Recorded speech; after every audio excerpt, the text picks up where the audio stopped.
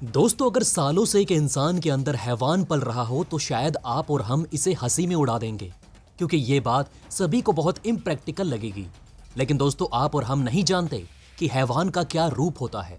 पर अगर इस शब्द को समझा जाए तो वो चीज जो इंसान को बर्बाद कर दे या फिर उस जीवित वस्तु में इंसानियत ना हो, इसी को हैवानियत कहा जाता है। इसलिए हैवान कोई भी हो सकता है, एक इंसान, जानवर, चींटी या उससे भी छोटे सूक्ष्म जीव। दोस्तों, आज हम एक ऐसे ही सूक्ष्म जीव के बारे में आपको बताने वाले हैं जिसने इंसान में घुसकर उसके दिमाग पर अपना कब्जा कर लिया है। आप सोचिए दोस्तों, हम एक कीड़े को ही देखकर कितना बिलख जाते हैं, पर अगर वो कीड़ा आपके शरीर में घर बना ले तो क्या होगा? आपके दिमाग में वो एक जाति बनाकर आपके दिमाग को कंट्रोल करने लगे तो आपका क्या हाल होगा? ये तो सिर्फ हमने आपको मानने के लिए कहा था, लेकिन अगर आपको सच बताएं तो ऐसा एक इंसान के साथ हो चुका है। तो चलिए दोस्तों, आपको उस इंसान पर बीती पूरी घटना से रूबरू करवाते हैं।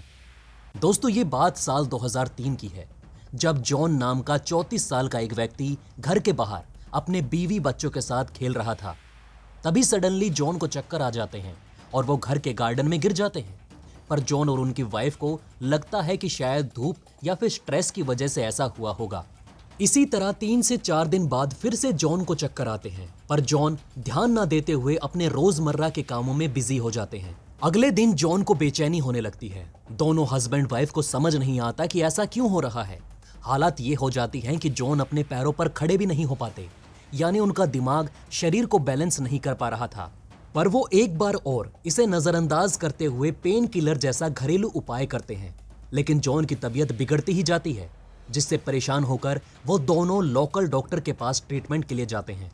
डॉक्टर ने जब जॉन का पूरा चेकअप किया तो उन्हें लगा कि ये पूरा मामला ईयर इन्फेक्शन का है, जिसके लिए डॉक्टर जॉन का मेडिकल ट्रीटमेंट शुरू कर देते हैं।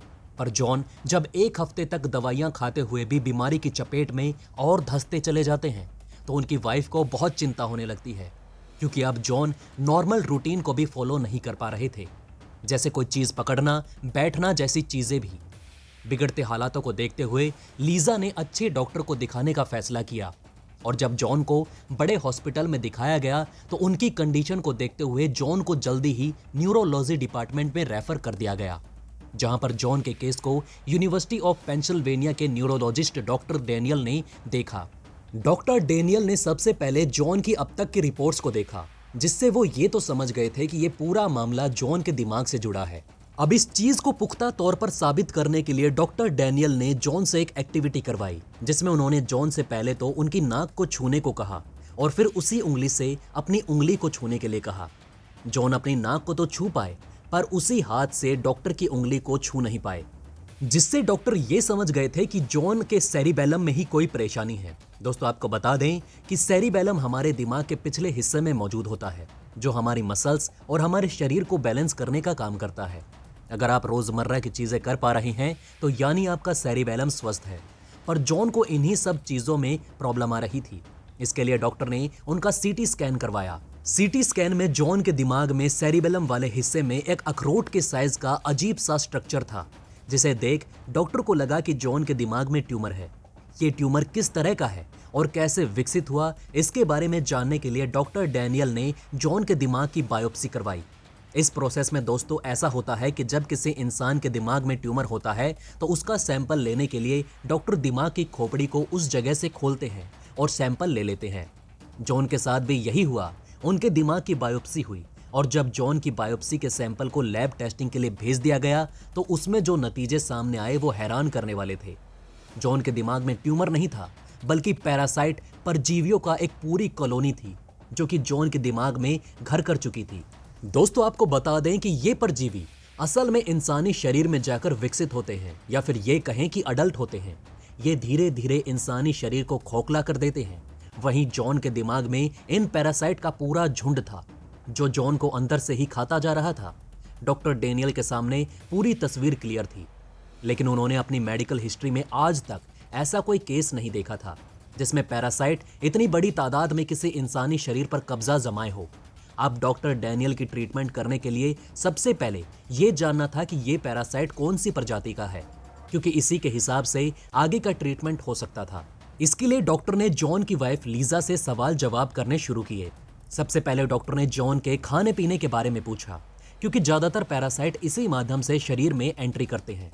लेकिन टेस्टिंग में जो नतीजे सामने आए और जॉन की जो कंडीशन थी, उसके हिसाब से पैरासाइट की वो प्रजाति पूरे यूएसए में पाई ही नहीं जाती। अब सवाल ये था कि फिर ये कैसे जॉन के शरीर में आए। दूसरी तरफ जॉन की तबीयत बिगड़ती जा रही थी। अब डॉक्टर ने लीजा से जॉन के इंटरनेशनल ट्रिप्स के बारे में पूछा। तब लीजा ने बताया कि आज से 6 साल पहले जॉन अपनी वाइफ और बच्चों के साथ ईस्ट अफ्रीका में 1 हफ्ते की छुट्टियां मनाने गए थे। जब डॉक्टर ने इस ट्रिप के बारे में और विस्तार से पूछा तो लीजा ने बताया कि छुट्टियों के दौरान उन्होंने विक्टोरिया झील में स्विमिंग भी की थी। जब इन जवाबों के बाद दोबारा से सैंपल की जांच के लिए भेजा गया तो पता चला कि ये पैरासाइट सिस्टोसोमियासिस था। इस तरह के पैरासाइट एशिया, अफ्रीका और साउथ अफ्रीका के साफ पानी में पाए जाते हैं।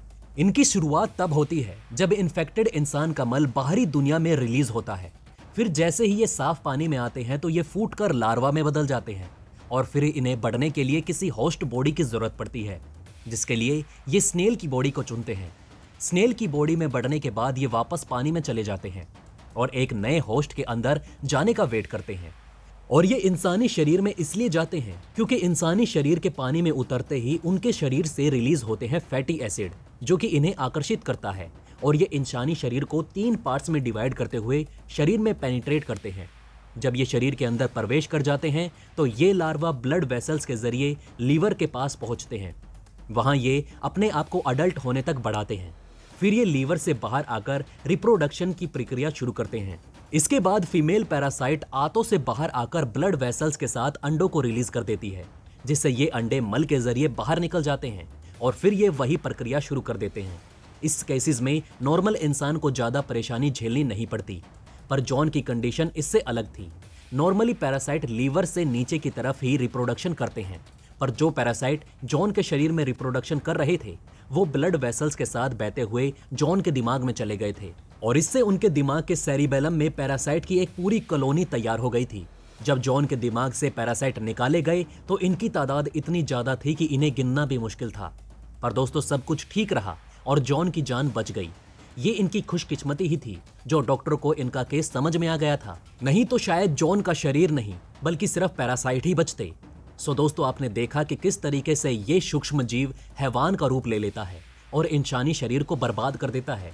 इसलिए दोस्तों, सावधानी से हर चीज को करिए, वहीं रेगुलर चेकअप करवाना बहुत जरूरी है। इसी के साथ हमारी वीडियो को लाइक करना ना भूलें और हमारे चैनल को सब्सक्राइब जरूर करें। धन्यवाद।